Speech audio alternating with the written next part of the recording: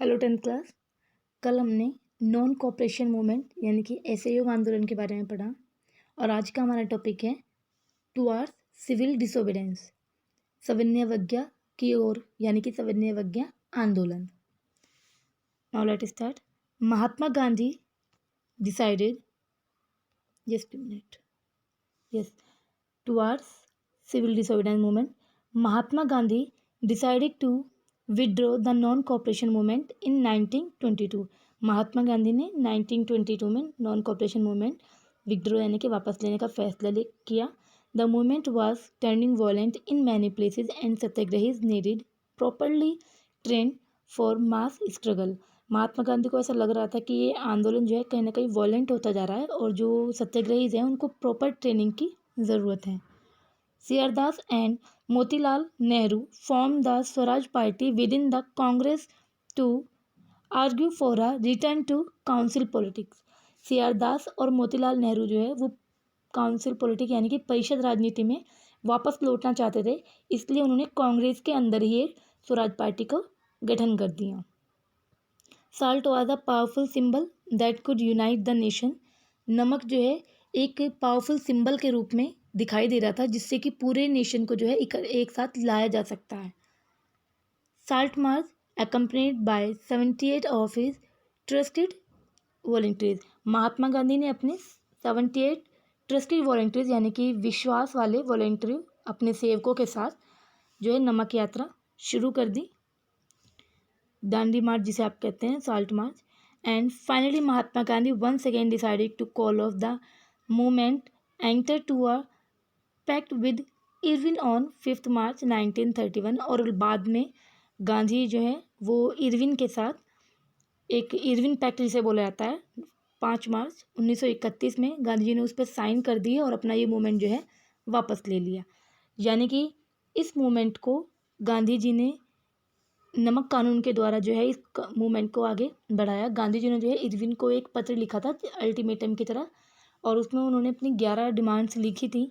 उन 11 डिमांड्स में जो मेन डिमांड थी वो थी साल्ट यानी कि नमक की, क्योंकि नमक को अमीर गरीब और सभी लोग इस्तेमाल करते थे, इसलिए गांधी जी ने सोचा कि एक ऐसा सिंबल है जिसमें मैं सभी को एक साथ ला सकता हूँ। अमीर गरीब और हर कास्ट का व्यक्ति जो है नमक इस्तेमाल करता था और नमक पर जो है कर था। इस कर को हटाने के लिए महात्मा गांधी ने इरविन को पत्र लिखा था और अल्टीमेटम की तरह कि अगर ये नहीं किया गया, नमक से कर नहीं हटाया गया, तो हम जो है सविनय अवज्ञा आंदोलन यानी कि सिविल डिसोबीडेंस मूवमेंट जो है शुरू कर देंगे। तो इरविन ने जो गांधी जी की बातों को नहीं माना तो गांधी जी ने जो है ये नमक कानून शुरू कर दिया और दांडी मार्च उन्होंने अपने 78 जो उनके स्वयं सेवक थे उनके साथ उन्होंने शुरू कर दिया। और दांडी मार्च से इन्होंने ये यात्रा अपने आश्रम से दांडी मार्च, इसका नाम है, गुजरात के दांडी मार्च तक की इन्होंने, और 240 किलोमीटर ये यात्रा थी लंबी और इसमें वो रोज़ 10 किलोमीटर चलते थे और रोज़ उनके साथ जहाँ भी वो रुकते थे भाषण देते थे, हज़ारों लोग उनके साथ जुड़ जाया करते थे। तो इस तरीके से दांडी नामक स्थान पर पहुंचकर इन्होंने सभी औरतें महिलाओं जो थी उन सभी ने पानी को उबालकर समुद्र के नमक बनाया। तो इस तरीके से ये नमक कानून गांधी जी ने तोड़ा इस सविनय अवज्ञा आंदोलन यानी कि सिविल डिसोबीडेंस मूवमेंट के दौरान। और इरविन को लगा कि कहीं ना कहीं ये मूवमेंट जो है काफ़ी ज़्यादा पावरफुल होता जा रहा है, तो इरविन ने जो है इरविन पैक्ट साइन करने के लिए गांधी जी को बुलाया। तो ये इरविन पैक्ट जो है आपका कई बार क्वेश्चन आ जाता है कि इरविन पैक्ट जो है वो कब साइन हुआ था, तो 5 मार्च 1931 में, जिसमें हमारे कुछ सत्याग्रही को जो है पकड़ लिया गया था। उनको छोड़ने के लिए ये गांधी जी ने इरविन पैक्ट साइन किया था और इस आंदोलन को वापस ले लिया था। अब इस मूवमेंट की कुछ लिमिटेशंस रही, यानी कुछ किसी वजह से ये मूवमेंट जो है काफ़ी प्रभावशाली नहीं हो पाया। वो लिमिटेशंस क्या थी? Limitations: participants saw the movement in different angles such as Patidars of Gujarat and Jats of Uttar Pradesh. जैसे कि गांव में कुछ, जैसे कि उत्तर प्रदेश के जाट और गुजरात के पटीदार, कुछ अच्छी फैमिली के किसान यानी कि संपन्न किसान ही इस आंदोलन में शामिल हो पाए और बाकी अदर नहीं हो पाए, यानी कि सिर्फ अमीर वर्ग ही इसमें शामिल हो रहा था और दूसरे नहीं। और सभी इसको आंदोलन को अलग अलग तरीके से ले रहे थे। जैसे कि मैंने आपको पहले ही बताया था कि एक मजदूर जो है वो उसको ये ले रहा था कि उसको अब इस तरीके से बेगारी नहीं करनी पड़ेगी, एक बिजनेसमैन इस तरीके से ले रहा था कि अब उसको बिजनेस में कहीं ना कहीं फ़ायदा होगा। और बाकी महिलाएं इसलिए इसमें पार्टिसिपेट कर रही थी, महिलाओं को लग रहा था कि कहीं ना कहीं अब उनको जो कुछ राइट्स हैं वो मिलने वाले हैं। तो इस तरीके से हर इंसान इसको अलग अलग तरीके से पार्टिसिपेट कर रहा था।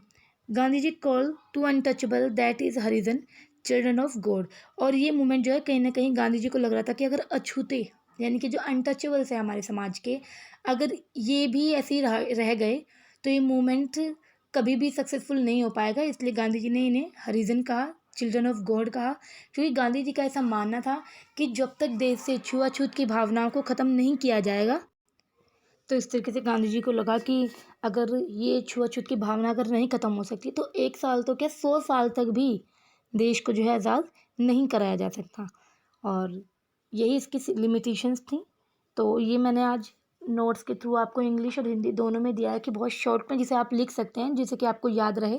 जो कि आपकी बुक में ये बहुत ही लेंथी दिया हुआ है, लेकिन इसमें सब कुछ कवर्स हैं। हर पॉइंट्स जो है हर एक चीज़ को कवर कर रहा है। तो पढ़ना तो आपको बुक से ही पड़ेगा, लेकिन जो नोट्स बनाने हैं वो इम्पोर्टेंट नोट्स और इम्पोर्टेंट टॉपिक्स जो हैं वो मैंने यहाँ शो किए हैं। इस तरीके से आप जो है अपने हिंदी में इस तरीके से और इंग्लिश में अभी मैं पढ़ा रही थी उस तरीके से दोनों की PDF आपको देने वाले हैं आज। तो आप इस तरीके से नोट्स अपने शॉर्ट में रेडी रखिए, और जब कोई भी क्वेरीज होगी, जब स्कूल रीओपन होंगे, तब आपकी क्लास में वो ले ली जाएगी। फ़िलहाल आप इसको इतना ही करते रहिएगा। Thank you.